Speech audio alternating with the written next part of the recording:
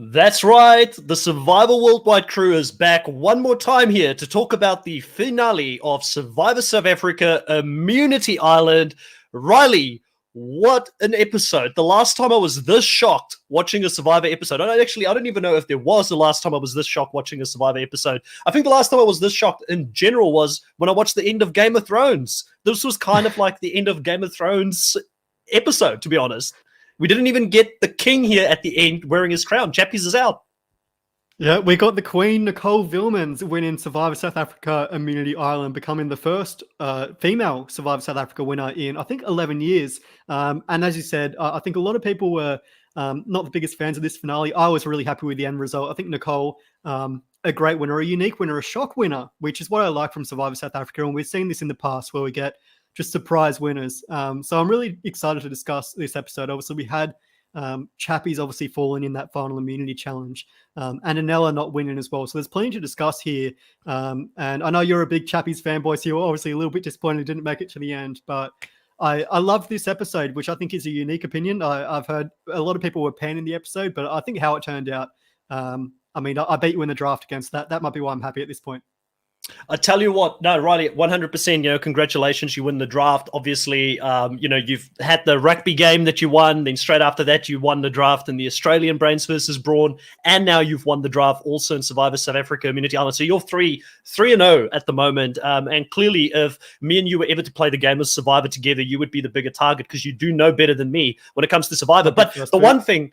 You'd be first boot, mate. You'd be out of there, I would just be the person that would be the character and wouldn't know anything about the strategy. But the one thing that for me, I think I will change my strategy next time when it comes to Survivor South Africa, when we do our preseason selection of people, I will probably back the person that doesn't get any sort of confessionals in the first 3 or 4 episodes. I'll be like, that's our winner. That's the person. I'm just going to go completely left field with it next time because I now know the gig is up with the production team. They've had a laugh. I now know what they're doing each of these seasons, like 3 seasons that they've been in control. And 2 of them, we've had a WTF winner that nobody expected. And I think this one is an even bigger shock than what season 6 was. Yeah, I think it is definitely the biggest shock because in the last couple episodes of season 6, we sort of saw it coming. And yeah, this one, I don't think many of us saw it coming at all. We did allude to it a little bit last week with Jark as to who would win in an Anela and Nicole scenario. But I think a lot of that podcast actually centered around why Chappies would win and how we'd dominate the final immunity challenge. Obviously, that didn't happen at all. But yeah, no, such a great episode and lots to unpack here. Yeah, such a ride for sure, and let's get into it. They start here, final 3. They go up to this challenge, which is a Survivor Classic. It's one where they have to stand on these wooden pedestals or these wooden, sticks in the ground, hold on to an idol, see who's going to be the first person that we're going to fall off here. And Anela, from the start, starts shaking, struggles quite a bit. He does break his PB, and he does get from 8 minutes, I believe, his previous best record in sort of endurance and balance challenges, and he gets over an hour, which is admirable. It's not his thing. It's not his strength. He's a big guy as well. It's just not something you'd think he's going to do well in. And the real big challenge here becomes between Chappies and Nicole, with Chappies telling Nicole very early on, like, listen, if you fall off now or anything like that, I'm actually taking you to the final instead of taking Anela to the final. And Nicole says that it's not in her nature to drop off. She wants to take him on and outrightly win this. Now, Riley, my memory sometimes can be a little bit hazy when it comes to the, I don't know, I'm going to be the Survivor Worldwide representation in our next quiz night. I'm going to sort of try and do well. I know you were pretty good. You were the runner-up in the previous time that we did it, or you got to the semifinals the previous time that we did it. We're in trouble here, but I'm going to go over to you. I'm going to refer to you in regards to this challenge. How often have we actually seen a man win this challenge? Because from memory, we've got a lot of females that have won this in the past. Yeah, I think when you look at the US version, obviously Kelly Wigglesworth won the first one, Kim Johnson won in Survivor Africa, and then Nalea Dennis obviously won in Survivor Marquesas. That was the final 3 of women, though. But I think the only time, from my memory at least, that a male won in the Hands and Hard Idol competition was Boston Rob in Season 8 All-Stars, winning against Amber Burkich and Jenna Lewis. So I'm not sure whether anyone, because I haven't seen the older seasons from Season 1 to 5 of Survivor South Africa, so I'm not sure if any males won in that challenge over there. But I know, at least in Australian version as well, we've seen Christy Bennett win that final challenge. So I think it is a a very unique scenario for a man to win. And yeah, Nicole continuing the trend there and pulling out final immunity in Hanson Hard Idol. There we go. Well, luckily we've got fans here in the live chat that are helping us out. Dylan Ferree, welcome to the stream, says Rob has won that. That would be Boston Rob. And then also Chris Dixon saying that Jericho has done that as well in AU. He is only 3 feet tall. So that's probably one of the reasons. He's not the biggest, the most physical guy. Also welcome to the live stream here tonight is Jenny saying that Nicole's win was a huge shock, but yay, a female winner. First time in 11 years in South Africa. And not only does she, stop the momentum of the Chappies train here with winning 7 individual immunity or 7 individual challenges in a row, she also breaks that trend in South Africa where men have sort of dominated the game for the last 11 years. So really being an outliner case here. And we haven't really seen this new production team edit a female winner. So in the future, this might be our benchmark for how Survivor South Africa will edit their females in the future, which I think will make it extremely difficult for us to know who's going to win. Yeah, well, really, we don't know because I think this is our 3rd or 4th season now with the new production company. I'm not sure if they came in after Champions or Philippines, but regardless, I mean, yeah, obviously the first time we had a female winner in this instance. It's still a little bit too early to, I think, predict how Afrikaans television actually edit their winners of Survivor South Africa. We've seen, with the winner of season 6 and winner of season 7 completely different. And again here, I think, as we said before, the winner of this season, season 8, Nicole, was very different to the unpredictable edit of season 6. But I think she played a really good low-key game. She was always under the radar a little bit. And when you think about it, looking at how things were at the final 10, after Amy and Renier went home in that tight Destiny's twist, Nicole and Anella were the only ones left standing, and they made it all the way to the final 2 together, which is just ridiculous to think about. They overcame 6 former Vuna members and bucked the odds.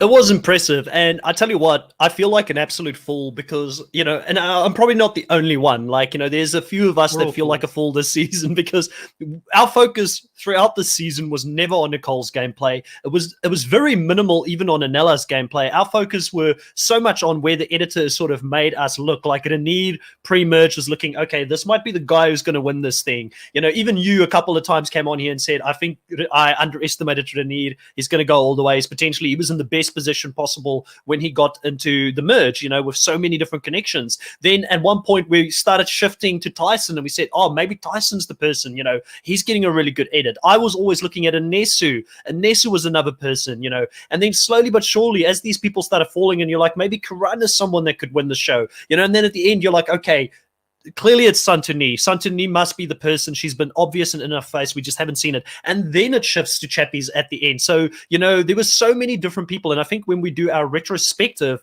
of the whole season next week, we'll talk about that because a lot of people are really low on the season, like you said, due to the fact that Nicole has now won the show. But for me, as a true Survivor fan, I think that you should be enjoying the journey, not just the end result of a season. And I think that as a whole, the journey of the season, the amount of passion that players brought to the season, the level of gameplay that they brought to the season should be respected. And for me, Survivor South Africa Immunity Island remains extremely high. And I don't know, in my mind, maybe the best season in Survivor South Africa, even though Nicole won this season, and a lot of people are very low on that. Yeah, no, I did a review over on my channel, shameless self-promotion there. But I sort of said that, yeah, I think this season was definitely my favorite season from Survivor South Africa and probably one of my favorites, if not my favorite international Survivor season, probably up there with Champions vs. Contenders 2 in Australian Survivor for me.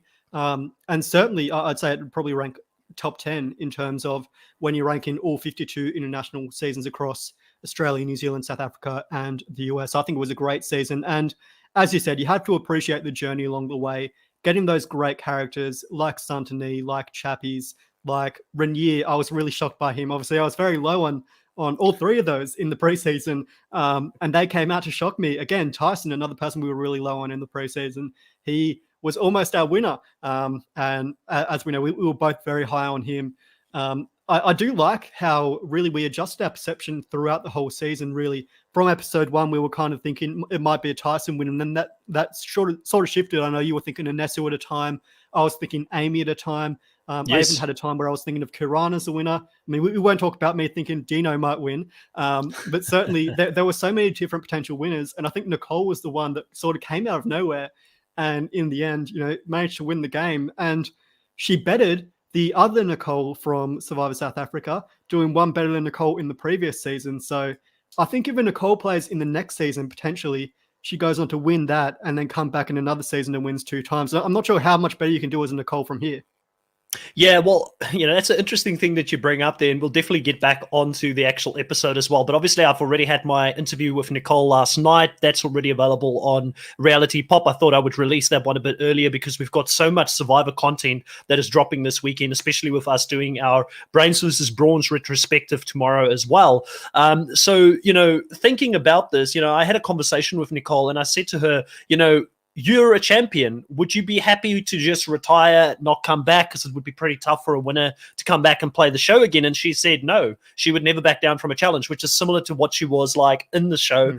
She enjoyed being out there and not giving up and giving it her all. And she is a true fan of the show. She's someone that's watched all of the seasons growing up. And there's this fight within her to come back. And I tell you what, Riley, I think Nicole can come back and still be underestimated yet again, even though she won this way that she's just won. And I think she could last very long. And I would not be surprised with her making it to the merge and potentially being someone that does a lot better, unless, people out there have got this unspoken rule, no matter who the person is, if they're a winner and they're coming back, we're voting them out first. And then she just doesn't have an opportunity to play. But I think if she gets an opportunity to play, she could make the merge again. Yeah, and I think she very much is, similar to a Sandra Dow's Twine or a Michelle Fitzgerald in that she could come back and, as you say, do quite well because she played such an underestimated game. And I think, unfortunately, she didn't get the level of respect that she actually deserves for winning the season. And we will go into sort of that debate as to who deserved to win between Anella and Nicole later in the episode. But certainly, yeah, you're right. I do think she played a very understated game. And what you said there, where she was always competing in challenges. She was given 110% all the time. She was the only one that competed in that challenge other than Chappie's when that spaghetti bolognese reward was up for grabs. So she was always trying. And you said this a little bit in your exit interview or winner's interview with Nicole. She kept saying she was winning 2 individual immunities. She actually won 3, as you said, yes. With that initial reward where she won the feast for her tribe. And so, yeah, I think a great winner. And yeah, she was always giving it 110% and giving it her all in challenges, which is great to see. Yeah, so guys, if you're in the chat and you're thinking it's smooth sailing at the moment, you guys are not disagreeing with anything. It's very different to the finale for Brains versus Brawns. Just stay tuned for it a little bit because we will break into what we think of the end result in a little bit. And I do know that myself and Riley may have some opposing views around certain aspects of it. It wouldn't be Chris and Riley if it wasn't that way because we both have very different ways of looking at the game, which I think is half of the fun in doing this podcast with you, Riley, to be honest. So obviously at this point, Chappie's loses. He blacks out. His body gives in on him, which again just shows how much of his heart and soul he put into this game. And for me, I kind of felt like maybe Chappie's mentally just switched off. He did look mentally pretty on, but, he already thought he was there. He was in the final 3. We had people on Twitter, online, going at production the whole season saying you're rigging the game for Chappies. You're helping Chappies get to the end. You're giving Chappies the opportunity to speak to the jury members. You're giving him an opportunity to vote someone out. And then suddenly, as soon as he's out, the other side of that came bang, and Naru had to defend himself on Twitter saying that, these challenges were set out way in advance before, we knew who was going to get to final 3. And people were saying, you were rigging it for Nicole to win because, Chappies was out in this position, didn't get into the final 3, which to me is absolutely bogus that people think that way. If they really wanted Chappies to win, they could have very easily just not do this last challenge because that wasn't a difficult challenge to set up. It wouldn't have taken too much time to put that together, so they could have very easily rigged it. I think this is an example of why Survivor is not rigged, because if it was rigged, Chappies would have made that final 2 or final 3 and he would have probably won the season.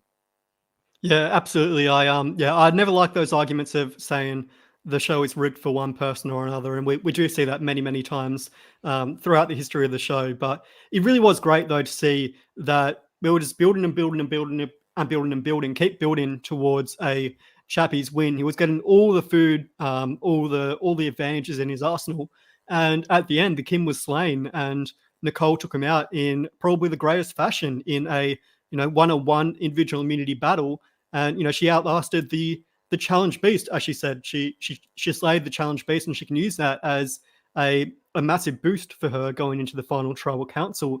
It was a great win for her to finally, after Chappies had won, I think it was 7 straight challenges at that point, to take him out of the game in such a crazy fashion. It's unbelievable. And I don't think anything we've seen really before in Survivor history, maybe except for Atari Dietz in Survivor Panama, who had such a dominant player who's always winning in the challenges, and then someone comes along the last challenge. It was Danielle in Survivor Panama who beat Terry in the end, but in this instance, Nicole takes him out, and yeah, great result for her.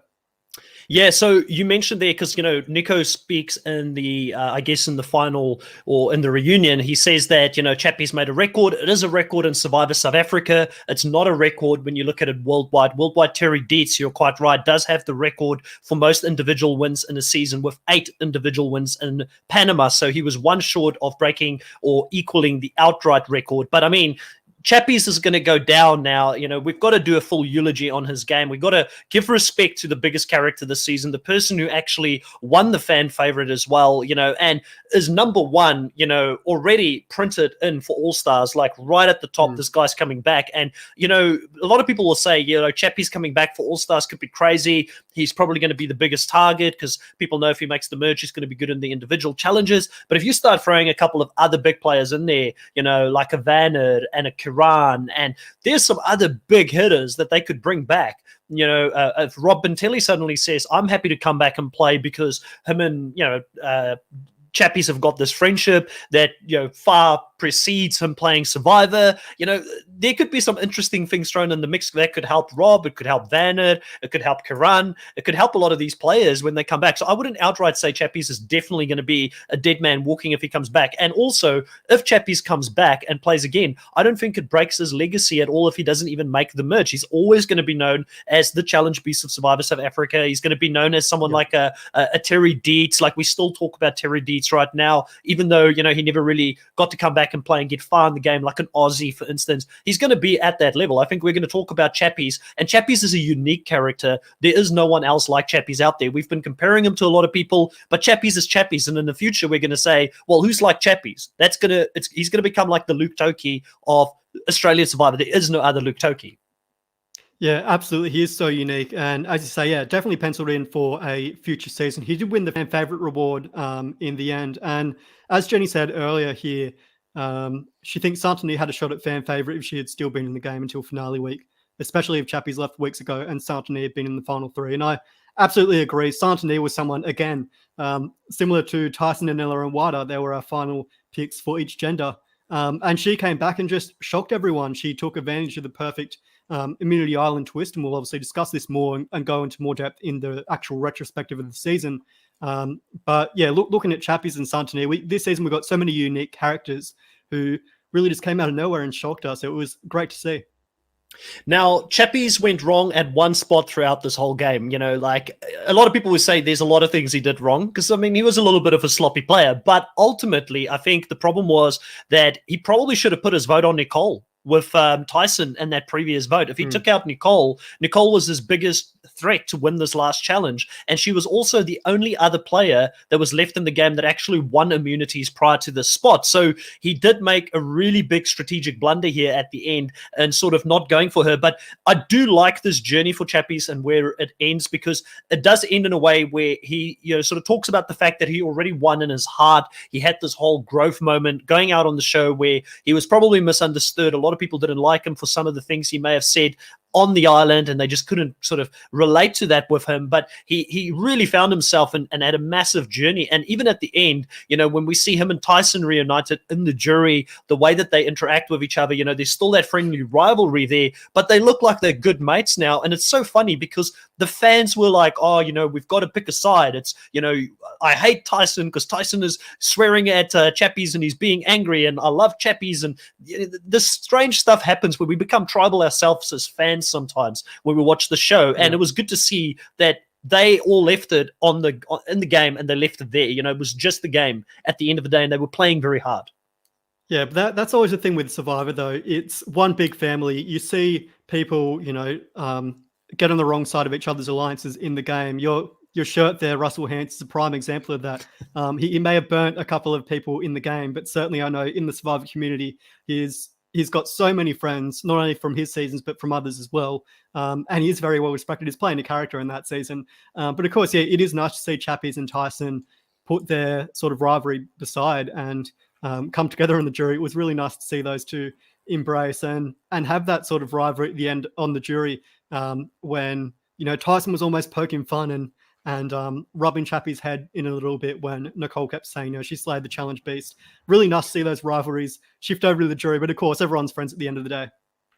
Yeah, 100%. Bring back Tyson and Chappies for a rival season. I'm here for it. I like that duo, that dynamic. I like the twist of a rival season. I don't know if there's enough rivals, sadly, within Survivor South Africa to make that happen yet. There's a couple of classic ones. I mean, PK and Tom Swartz come up as another two rivals, Rob Bentele and Jacques Berger. There's a couple of different sort of, I guess, combinations that you can put into a season such as that, which would be pretty fun to watch. Now, were you ever thinking for a second prior to the vote reveal that Chappies actually got one over on Nicole and that he convinced her to go the other way? Because I'll be very honest, I was still, right up until the point where Chappies' name was read, I thought Chappies was going to win the show. Yep. No, I was in the same mindset. I thought, maybe Nicole has been convinced and Chappies has, sort of pitched this argument to her. I thought Chappies' argument was very good in admitting that he saw Anesu at the jury breakfast, and Anesu sort of said, at this point, Sean is really lobbying hard for Anella at this point and trying to sway the jury, which was true. But of course, as we saw in the final vote, no one really took Sean's word for it. And, Anella only received one vote in the end, which was from Sean. But certainly I thought Chappies made a very good job at trying to convince Nicole to take him to the end. And yeah, I was sitting on the edge of my seat throughout the whole episode, really. I was all the way up until the votes were read. And I kind of liked it how we had the reunion before the final votes being read. It was, I think, the first time that's ever been done, but great to hold people in suspense until the very end. I'm sure many people were annoyed, but for me, it was nice to see people sort of interacting. And for a minute there, I was really thinking, maybe Anella is going to win this game, because from the way that Final Tribal Council was edited and all the questions, it did seem like it was pretty equal between the two of them. But in the end, we saw that, Nicole obviously just absolutely demolished the jury.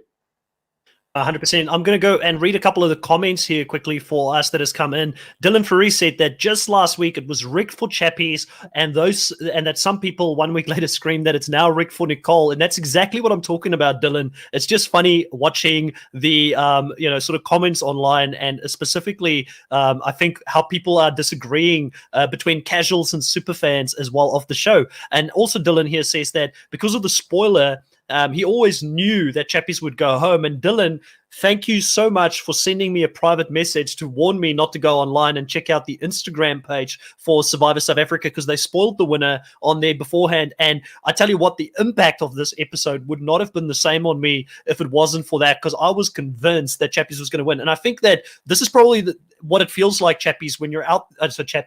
Riley, when we're out there playing the game and you get blindsided.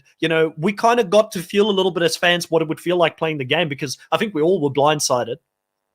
Yeah, absolutely. Everyone was blindsided. And I do like that you call me Chappies there, because I think ALOLM has been giving us a little bit of shtick in the chat, saying if we ever played on Survivor, we'd be the first ones voted out, as I'm sure Chappies would be if he returned again. In my mind, he'd probably be a dead man walking. But we'll have to wait and see if we ever play the game and see if we can prove ALOLM wrong there. I'm not sure we will, to be honest. I'll probably be first boot at this stage. But yeah, regardless, I think, as you said there with Dylan, glad that I didn't get spoiled on it. I was sort of steering clear of social media until the very end there, and making sure I didn't get spoiled on it, because it was great. I haven't seen a live finale without being spoiled in a long time, because I know with the US version, and even with Australian Survivor a bit, I was kind of spoiled, but then again, it was kind of obvious winners at it.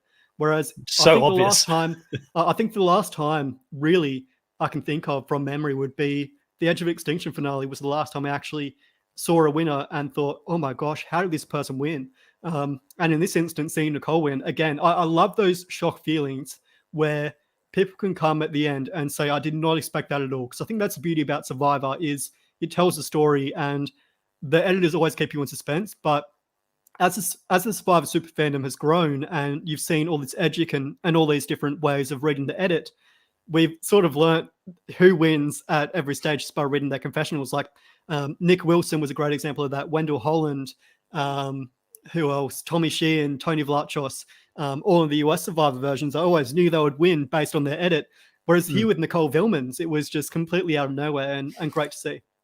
Yeah, and you kind of mentioned there as super fans, we read into the edit, there's Edgic out there, we like to think we know everything. Let's be honest, we read it, we're like, yeah, definitely. And I'm that guy. I come onto these podcasts, I make very bold claims and statements at times. I've been 80% wrong this season. I can live with that. It's a lot of fun doing that. But these producers got one up on the super fans, which I think maybe super fans appreciate that a little bit more than what casual fans appreciate it, because I think casual fans in general are very low on this season because they felt like they were being sold a bill of goods that didn't really come to fruition, and they didn't really understand Nicole's journey to the end and how she won. And I feel like Nicole herself might feel a little bit a certain type of way because of that as well, because we didn't really see her perspective a lot within the show. But I did want to touch on one thing here, Riley, before I forget. I know that we've spoken about this in the past, and you've mentioned a few times you're not a fan of Final Twos. This is why I love Final Twos. In a sick, twisted way. This is why I love it. And let me just finish my thinking here. This is why I love it in a very sick and twisted way, because, it kind of breaks your heart to see, like for me, Chappies was my favorite. I really rooted for him the whole season. I really enjoyed Santini as well. I like that side of the faction, but Chappies was my favorite. You know that, I know that, I'm not going to lie about it. And it broke my heart seeing him fall short here in third place. Like a Terry Deeds, who was my favorite also in Panama, he kind of had the same fate. It's a pretty good comparison between the two, and this is why I love it, because it makes you appreciate the times that your favorite does win the show. And it also makes you appreciate that most of the times your favorite doesn't win the show. It makes the Tony Vlachos win, as a massive Tony Vlachos fan, the 2 wins he had, it makes it that much more special to know that he actually did that against all odds, because it breaks your heart, And I know you've got your reasons for it, and I'm sure you'll add to it, but I think that Final Twos can be really appealing. And I thought we've had 2 very good Final Twos and 2 very good seasons. And I like the fact that a tied 3 is forced to split up at the end the way that it is now. And also that we don't have a fire-making twist at the end. Yeah. Can you send me the clip wherever I said I don't like Final Twos? Because I'd love to see that. I'm indifferent. I don't really mind whether it's a Final 2 or Final 3. I'm not sure I've ever said, maybe I have in the past, said many things in the past. Who knows? I'm not, I think I'm sort of indifferent towards a Final 2 or a Final 3. If it was a Final 3 in this season, you would be absolutely loving it. And I think it would have been a lot more fascinating if it was a Final 3 in this season, having Tyson and Chappies up until the Final 4. But again, it sort of shifts the way that the strategic game is going.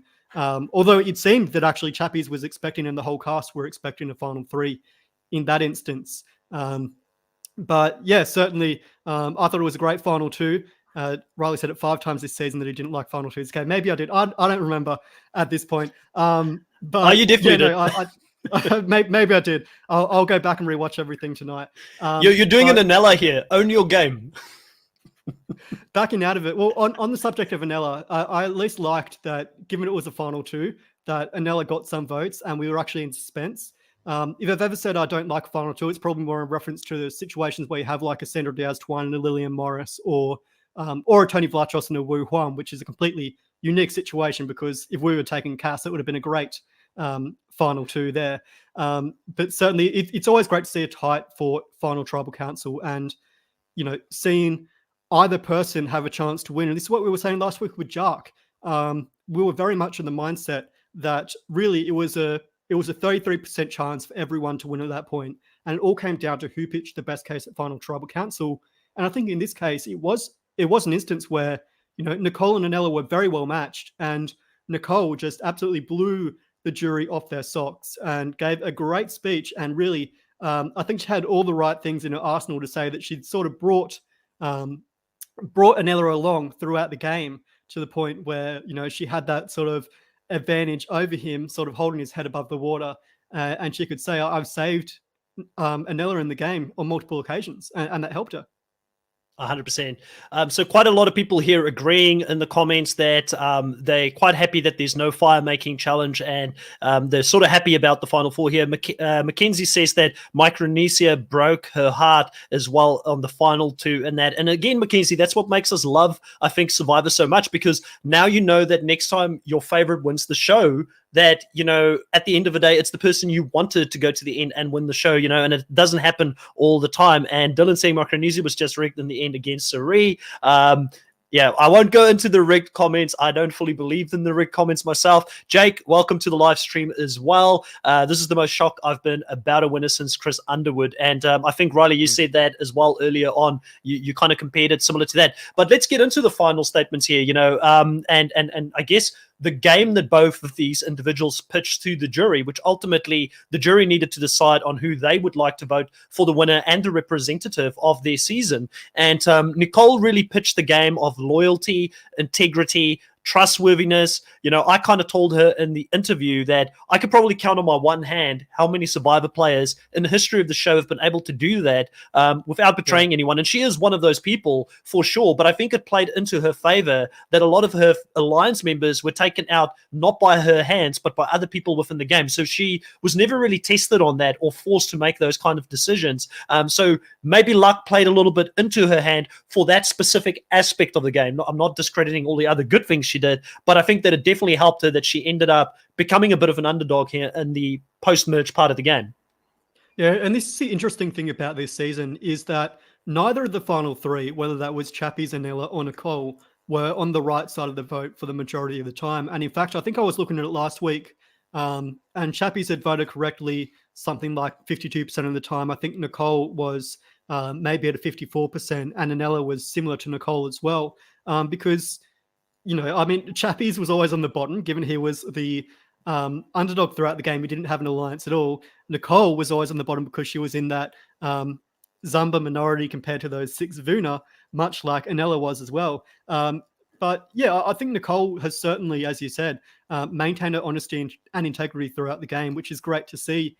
I don't think you can compare her to a US Survivor winner, but perhaps someone like Sandra Diaz-Twine, who always honored her alliances and was sort of, you know, always working against Fair Play and Burton, but remaining loyal to the likes of Krista and Dara and the like.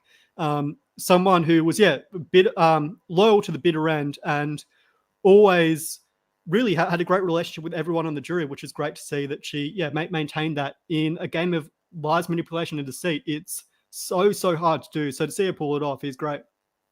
Now, would you agree that, you know, looking at her pitch here at the end, she talked about the fact that she wanted to play an honest game. She wanted to play with integrity. A lot of the jury mentioned that they couldn't really get a full feel or an understanding for Anella's game, and they kind of felt like he was putting on a front, trying to tell them that he played a certain type of game, which they didn't fully believe. They weren't buying the goods he was selling here at the end in regards to the type of game that he played, but they felt like Nicole was very upfront and honest and owned the type of game she was playing throughout the whole pre-merge, and she always said that her game, her brand was honesty, like David Wright, her brand was honesty and integrity and trust, and that was what she was playing, and also the fact that she made it very clear, I got myself to the end. I was the only female this season that won immunities. I took down the biggest threat in the game, the person who won seven individual challenges in a row. I stopped that run from happening, and I was the person who took that person out of the end. Do you think overall, when the jury looked at it, because obviously they don't have the same view of the game that we have, where we can see the whole fishbowl from the top, we know all the moving parts, we know, like I know that Anella did a lot more, and I know that me and you might agree or disagree on some of that when we get into it, but do you think that sort of played very much into the jury's decision making here, because her story was just an easier one to understand, and they felt that there was more authenticity in the way that she was pitching her case to the jury here at the end? Yeah, I think so to an extent. I mean, certainly looking at Nicole's story, regardless of whether it was harder or easier to understand, I think it was the better story, taking out the challenge beast and competing against, being the only one to compete against Chappies in the challenges. And you know, we sort of had this debate in Australian Survivor last week where the winner wasn't really competing in challenges, and I sort of carried the same argument here, where Nicole was the only one that put her hand up against Chappies, who was the clear challenge beast. She knew she probably wasn't going to win, but she tried regardless because she always wanted to be trying the challenges, and she never gave up. And I think that's a great pitch to take to the jury. especially when your opponent hasn't competed in the challenges as hard as you have. Winning 3 individual immunity challenges was a great boon for her as well, and being the only female to win those challenges. As you say, we didn't. The jury didn't have a holistic view of Anella's gameplay, but I think they understood it enough because we saw this with Sean sort of pitching to the jury that whenever anyone came to jury villa, they were saying, "I thought Anella was on my side, but he wasn't. He ended up blindsiding me." And Sean sort of said that that's actually a great play because it shows that he's got the social capital and you think he's working with you, but in the end, when your torch is snuffed, he's not working with you, and that shows his flexibility within the game. So certainly you can look at it from both sides. I think Nicole, she may have had the easier story to tell given that she didn't have that opportunity, unlike Anella where she betrayed a lot of people. But I think her story was stronger overall as well. Yeah, I think a big part of her story was the fact that she pitched the fact that she dragged Anella to the end. She saved him at the pair destinies, or she saved him again at the end, taking him to the final 2. But Anella kind of tried to make the case to say, hey, a lot of people saved me in this game, but it was down to my social connections. Tyson acknowledged the fact that Anella and Karan both had the best social game of all of them in the cast, which to me, when I listened to that, I was like, okay, well, that should mean that maybe that's going to translate into some votes coming his way if he had such a great social game. I was very shocked at Renier not standing by his man, at Amy not standing with Anella, especially because I saw those Ponderosa videos where they were talking so highly about Anella up to the final point. So I would love to know from both of them, if I do ever get the opportunity to talk to them again, why did the vote shift at the end? And was it because Marisha was pushing really hard that way, or what happened towards the end of Anella's game here? Because to me, the only thing that I can think of, Riley, and I know you're probably going to disagree with this, but it's okay, how I perceive it is that maybe some people got really hurt feelings by the social connections he built. They thought they were a lot closer to him, and it's the way that they were voted out, him not telling them at certain times about it. Somewhere down the line, people got really hurt by it, because if you build a deeper social connection with people and you're that great of a social player, like for instance, Karan and Tyson, to me, I really feel like they were hurt by the fact that he didn't drag them to the final 3 like they were planning to do with him, and they ultimately thought, well, we're not going to reward you with this. Karan made it pretty clear after Anella tried to flip on him and then came back to him, which was a bad play, but no winner's got a perfect play. Let's not forget, Nicole took both her closest allies with her to the Super Tube Challenge when they could have stayed back at camp to try and fight for their place in the game. Everybody makes mistakes. You can't just have one mistake does not make a bad player throughout the whole season. I think that somewhere down the line, a lot of people came into this jury, and I don't want to call them a bitter jury. I think these players are above that. I think they're good players, but I do feel like there was some resentment definitely at the final, and that some people were never going to vote for him. Yeah, and I'm going to be defending Nicole throughout, and I'm sure you'll be defending Anella likewise. But her Super Tube reward, she did explain that in your interview with her, so definitely check that out after the podcast. I like what Mackenzie is saying in the chat here. She says, seemed like he was telling a story in hindsight rather than with intention. And I do agree with that in regards to Anella's game. It didn't really seem like he had mapped his game out all that much. And certainly when you're in a 6-2 minority, it is hard to map out where you're going in the game. Yes, he did form those bonds with Karan and Tyson, but then again, he went back to them trying to betray them at the final 6 with that 2-2 vote split, completely vomited up his plans and went back to them and really just flip-flopping. And I think that's the thing that didn't work well for Anella's game, is he was disingenuous in the game. Yes, you can call that a bit of jury, but you can also call it, I suppose, not having control of your game as well. Because he did seem to sort of flow throughout the game and not, he didn't really dictate the vote all that often and was always just following as to whatever plan was going on. He wanted to dictate the vote, but when things wouldn't go his way, and when Santini came up with that plan, he was really hurt by that, and his ego saying that I don't want to go along with that plan because ultimately it's not my move. Which I think in that sort of instance, you don't really want it to be a move. You want it to be one you suggest, but then you want someone to take the fall for it, so then you can use that at the end to put a target on their back. And I think that's where Anella was sort of going wrong in his game. I don't think it was a bad thing for him to do, because certainly he did need those moves to enhance his game, because at that stage of the game, he had been saved by Renier a couple of times, and I'm sure he was sort of thinking, how can I enhance my chances on a jury? But to an extent, you should be sort of falling back and listening to other people's plans and going along with that, because you don't want to be putting the target 100% on your back. So I think, yeah, as Mackenzie said, he was sort of backtracking and trying to think of how all his little individual moves piece together into one cohesive story after the fact, not before the fact, and saying they all came together as part of his grand plan. Yeah, I mean, listen, I fully appreciate that. I still think when I look at the full body of work between what Anela did, I really value the strategy part of his game, the way that he maneuvered through the game. You quite rightfully said, you can only play the game that is in front of you, and you have to get to the final somehow.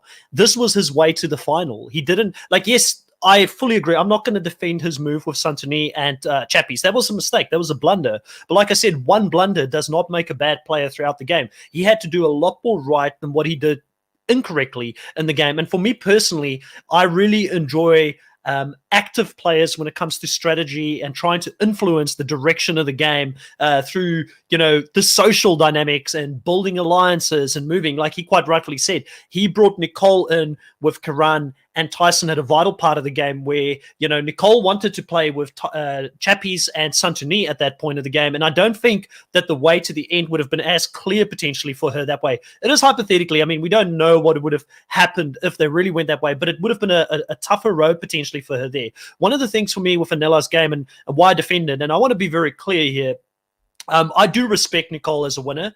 I do respect what she did in this game. I don't want to diminish from that. I know there's enough people online who is going to be very low on her, calling her Natalie White, which I do not agree with. She's, again, I don't even want to talk bad about Natalie White. I hate it. Like the best player each season wins. That's a fact. But it doesn't mean that I would have necessarily voted for the same person who won. I think that you as a fan should still be able to look at that and say, okay, I personally resonated more with another person's game this season. And I think that if I was out there, surprise, surprise, here I go again, I would have voted for the runner-up. I would have voted for Anela, and again, even if Nicole listens to this, Nicole knows this. I said this to her on the interview. I really respect her win. I really respect the fight that she had fighting for the game. But for me, Anela, the journey that he had from being split up with people in the game, being on his own and making it to the end and building these connections where people wanted to work with him really, really counted in his favor. But I think one thing that we've learned this season, Riley, is that people really value challenge wins, and challenge wins and idle plays are the two things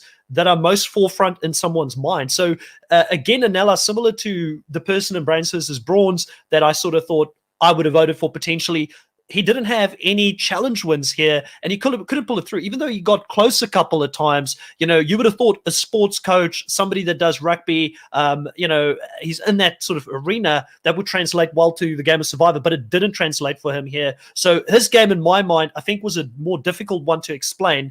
And also, I think that he didn't do a good job at articulating it in the final tribal council. So if I was there in the jury, I could very easily see myself voting exactly the same way, not having seen the game from the TV edited view, So I'm talking about Chris watching the TV edited show. Where would I have voted? It's not necessarily what I would have done if I was there with the pitch that was given at the end. And I also respect, definitely, I'm not going to call these jurors bitter. I think they're above that. I think they're a great cast, and I think that they had to vote the way they saw it in that tribal council and the way that people pitched it to them in that tribal council. Yeah, and this is what we were saying with Jark last week. It was whoever pitched the best case would end up winning, because it really was 50-50. And I thought even if Nicole or Anela came up against Chappies, they would still have a chance to beat him if they pitched the right case and really spoke poorly of Chappies. I don't think Anela played a bad game at all. I mean, I think any finalist has played a good game, really. In fact, I'd even say that, and maybe this is just me speaking out of turn, but every player in Survivor plays a good game. It's just how it goes against them. Even Zane Knight in Survivor Philippines or Jason Brookstein in this season played a good game, but it was just not the right game in that instance. And I think Anela this season, he did have a lot of valid arguments to make, but I think with him, as you said, he couldn't piece it all together, and he failed to really say what his game was and put all the puzzle pieces together and make it one cohesive piece so everyone could look at it and say, okay, this had a lot of intention behind it. He was clearly doing this from day one. And I think he did get a little bit unlucky there with the whole tribe swap and being saved on a couple of occasions by Renier when he was sent to Immunity Island. And again, as he argued, that came down to the social relationships he built. But then again, I think the jury looked at it as being, people playing the game for themselves and not being carried a little bit.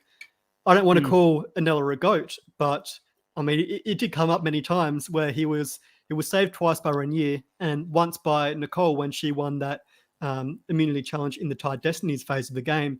So, yeah, I think the thing that worked against him was, one, he didn't own his game, and two, he didn't take control of his game a lot of the time, and he did leave it up to other people, which isn't it's not a bad strategy to have.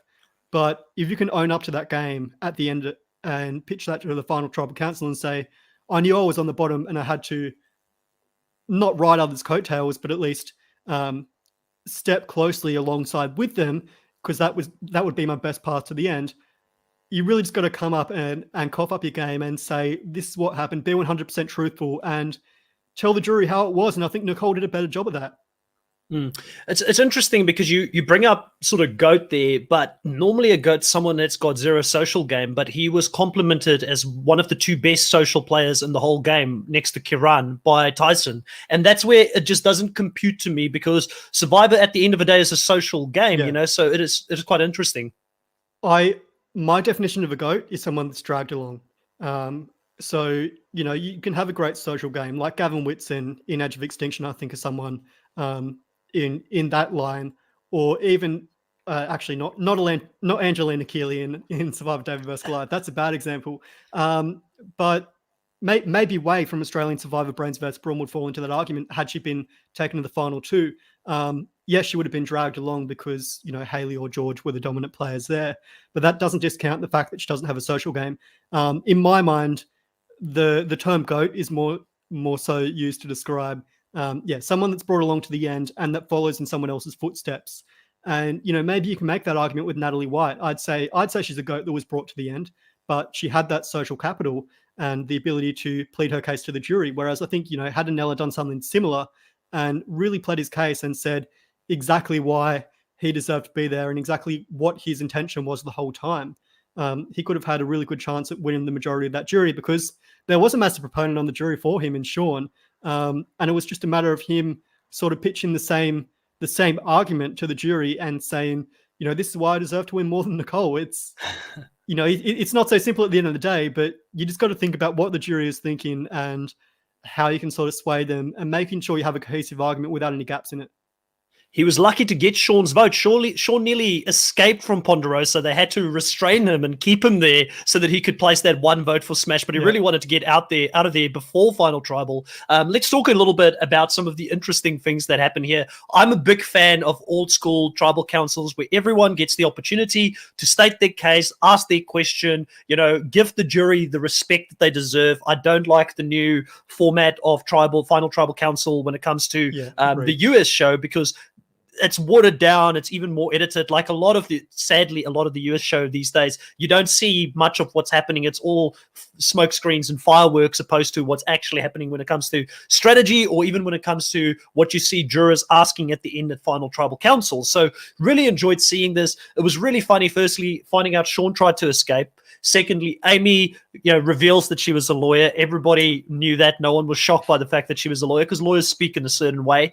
Karan comes up, says that, he's a strategy consultant, and no one picked that up. So again, just showing how good he was at masking his game. And then finding out who is the latest resident of Salt Lake City over on the jury, Santuni, coming up, being very salty in that Final Tribal Council, not giving Anella any time of day. I don't think we were shocked to see it, because they didn't really have a great relationship even prior to this in their tribe that they were in before the merge. But it was really funny getting her come up there, make a statement, and Anella trying to say, hey, can I defend myself in that case? And her saying, no, that's a statement. Don't want to hear from you. Was there anything else within this Final Tribal Council and the jury that sort of stood out for you? And what did you think about it?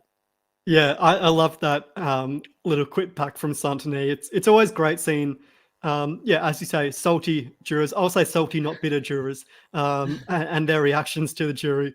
Always great fun to see sort of those final remarks. And as you say, I think this is the benefit of the old Final Tribal Council format, where each individual person gets to actually say their piece individually to the jury, whether that's a question or a statement, and it's not that discussion.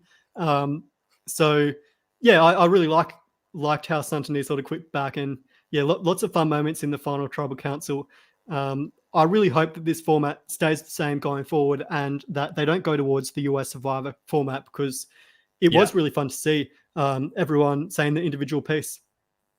Yeah, I really enjoyed Karan's question, the one about all the different moves that you potentially may have, and what was your best move that you left on the cutting floor that you never ended up executing on. I thought that was a really interesting question. Chappie's asking a little bit about growth. What did they learn about themselves being out there? It was quite interesting. And then also, I don't know if you saw Ponderosa, but Chappie's admitting when he went to Ponderosa, saying that he did play up a big character when he was on the show, and it wasn't the true Chappies that they got to see out there, which I think was no surprise to us, because he was very theatrical throughout the season as a whole. But ultimately, the votes get placed here. It is pretty one-sided. Nicole Wilmans does become the first female winner to win Survivor South Africa in the last 10 or 11 years. It's just been quite a long time. It's overdue. And we get the reunion show, which I really enjoyed. And I missed the reunion show in Brains vs. Brawns. I know you said there hasn't been that many when it comes to Australian Survivor, but if I had one piece of advice for the Australian producers, if they actually listen to this, is to have the reunion back again when they can. Obviously, there was reasons that they couldn't do it this time around. I really enjoyed the reunion show, and just the love that the Survivor South Africa producers have to the old Survivor and the homage that they pay. Even the whole point of Nico walking out of that final tribal council, climbing into a helicopter, flying away, it just brings so much nostalgia back to what Survivor in the US used to be like. Yeah, and I also loved how they integrated the sponsor there with the security guards walking in the final voting urn and saving it from Sticky Fingers Francois, Sticky Fingers Chapman. Yeah, some great moments in the jury, and it's always nice to see the pre-mergers speak, and everyone sort of had that interaction after the fact. Yeah, I really enjoyed it, and as I said earlier, I kind of liked how, and I think Dylan brought this up, how it's actually been a common thing in Survivor South Africa, how they actually have the reunion before the final vote. I really liked that in this instance. It was really cool to actually hear people say what was happening and keep us in suspense, sort of. And then, towards the end there, we got to see that Nicole Wilman ended up beating Anela in the final vote. It would have been nice to see her sort of say some more things afterwards and get that reaction after the fact. Yeah, for sure. But certainly understand the time constraints there. But if they'd worked that in, because it was pre-filmed, that reunion, from my understanding at least. So if they could have brought something in towards the end there, other than just in that little, in those credits, it would have been great to see more reaction to Nicole's win. And then, yeah, maybe we could have heard a little bit more around the jury's thoughts as to why they voted for Nicole and not for Anela, because that's something that always fascinates me about the reunion is, yeah, we have these arguments about why Anela deserved to win or why Nicole deserved to win.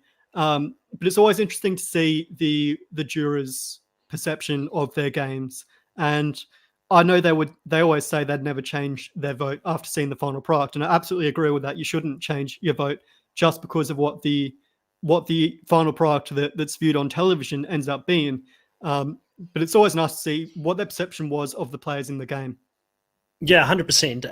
I think that, looking at this season as a whole, I agree with you. You didn't get to see a lot of what Nicole did out there in the island. And, I think that with the way that the finale was set up, there was so much time spent on some of the other big characters in the show and asking them questions opposed to the winner. It's kind of similar to what the edit was like, which really isn't, if I had to, we can't always just say, producers, pat on the back, well done, you're doing everything good. I do think that as great as it is to be blindsided by the editors here, if this becomes a normal thing, I also think that it potentially brings up a little bit of hate towards a winner such as Nicole Wilmans from the casual fans who don't get it to the same level that we do, that there's a lot of things happening behind the scenes that we don't normally see. So they have to take that into consideration, I feel like, for future seasons. And that would be one critique I would give the producers producers is to say, listen, maybe we need to explain a little bit more in the future how she got there, or if we can't do it within the season, let's give her the opportunity to talk to that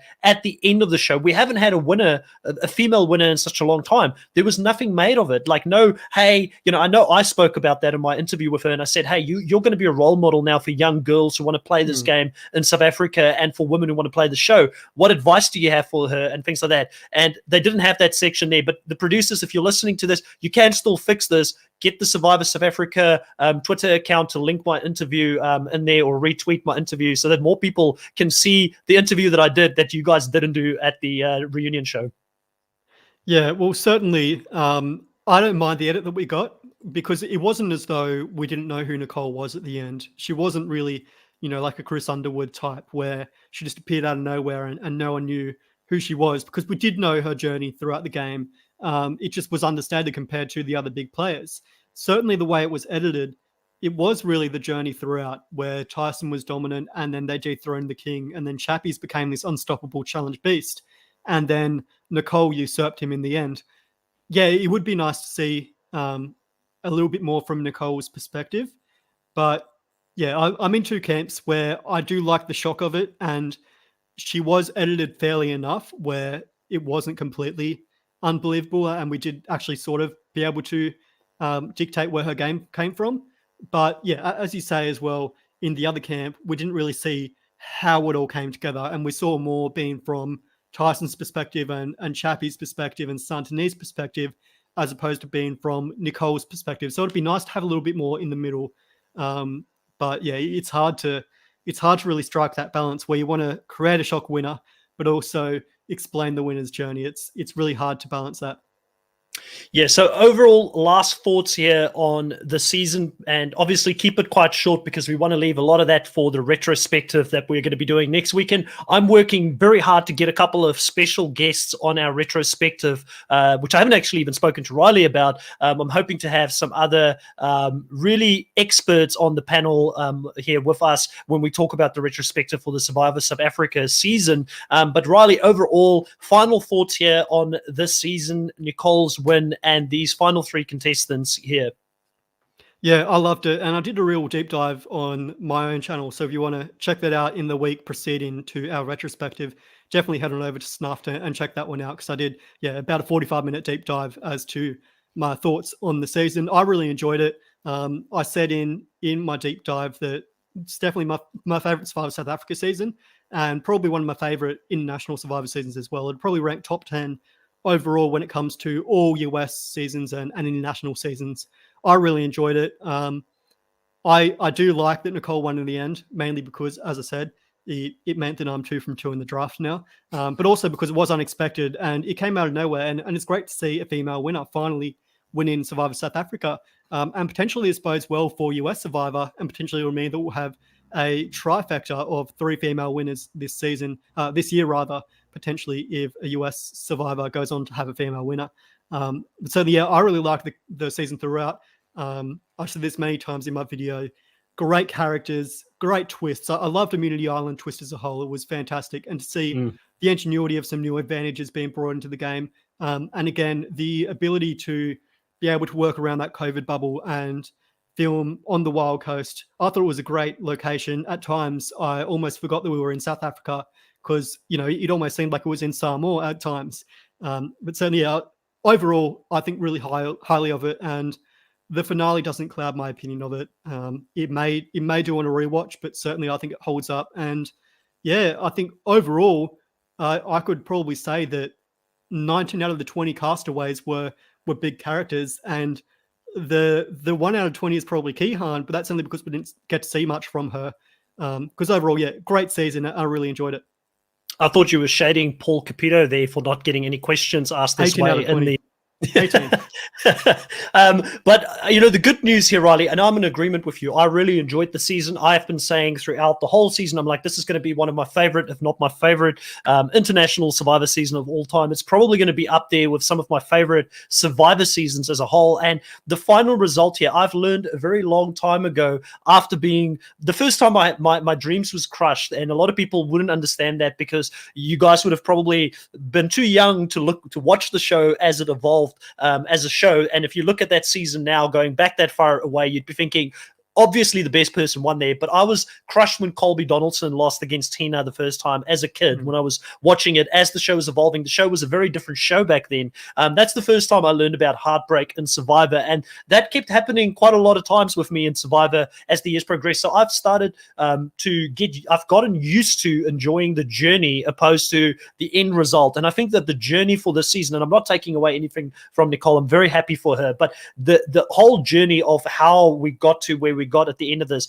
what a wild ride. So many great players, so many red herrings out there for us as fans to read into and think these people are going to win it, just to be proven wrong every single time in the show.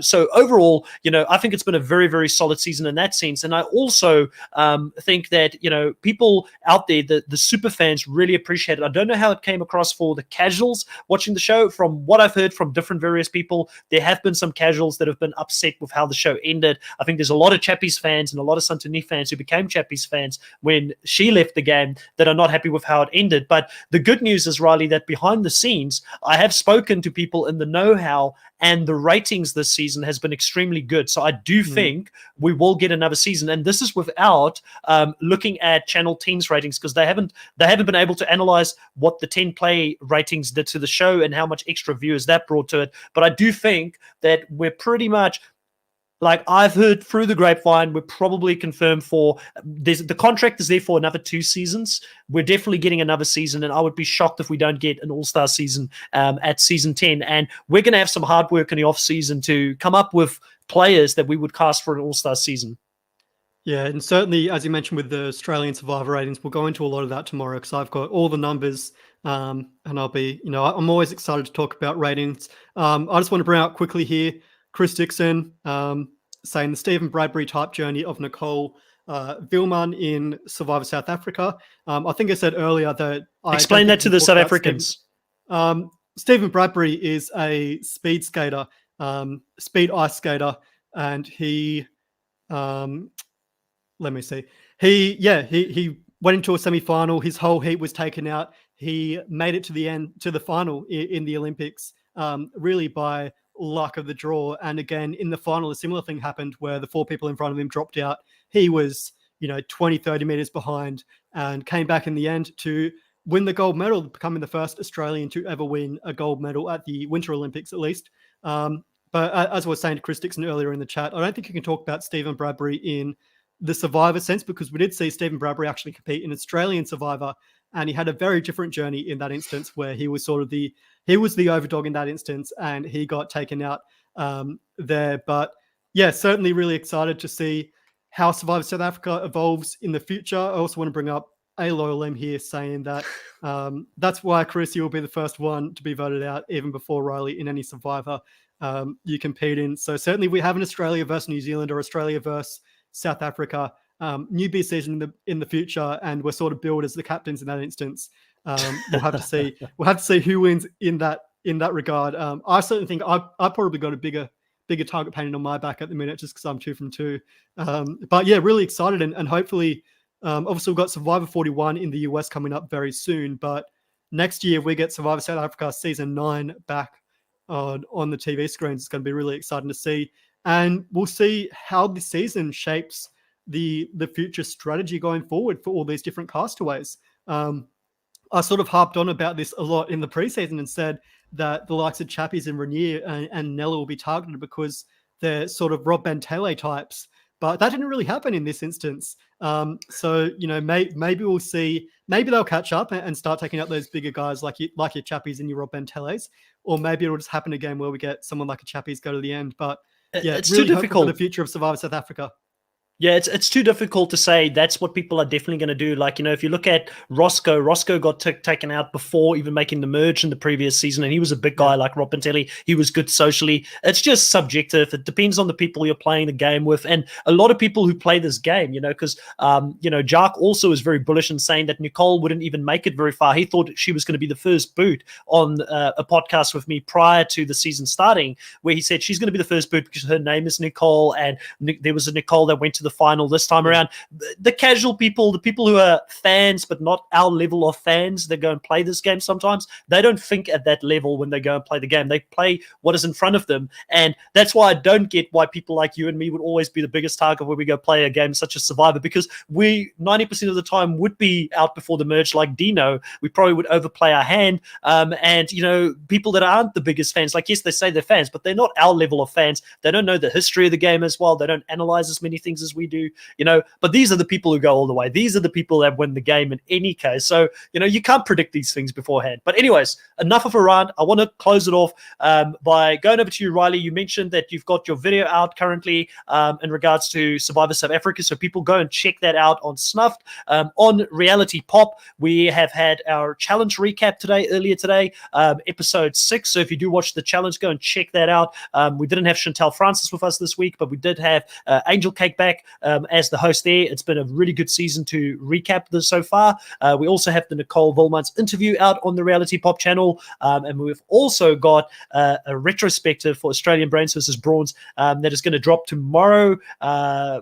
What time would it be over in South Africa? It'd be 2 a.m. in South African time. So maybe check that out later on. You don't have to stay up and watch that. That should be a really, really good one with a couple of special guests that we've got on for that podcast as well. And all of this will be followed by hopefully 2 interviews with Australian Brains versus Brawns. One is confirmed with Way. That will be on Wednesday evening, 7:30 p.m. Australian Eastern Standard Time. Potentially, fingers crossed, another one this coming week as well with another Australian Brains versus Brawns Survivor Castaway. Then we'll also have both runner-ups hopefully next weekend for Survivor South Africa. So I'm going to be busy with a lot of Survivor content. Riley's going to be with me on a couple of those as well. So there's going to be plenty of content coming your way in the next couple of weeks. And then the off-season will start, and we've got some more things planned for that as well. We're going to be pretty tired by the end of all of this, Riley. Yeah, absolutely. And of course, if you're a fan of the US version of the show, obviously Survivor 41 returns this Wednesday night. If you're in the US, I believe it'll be Thursday morning for you guys, probably Wednesday night as well for you guys in South Africa. I'm not sure how the time zones work, but I know for Australians it'll be around Thursday 10:30 a.m. as well.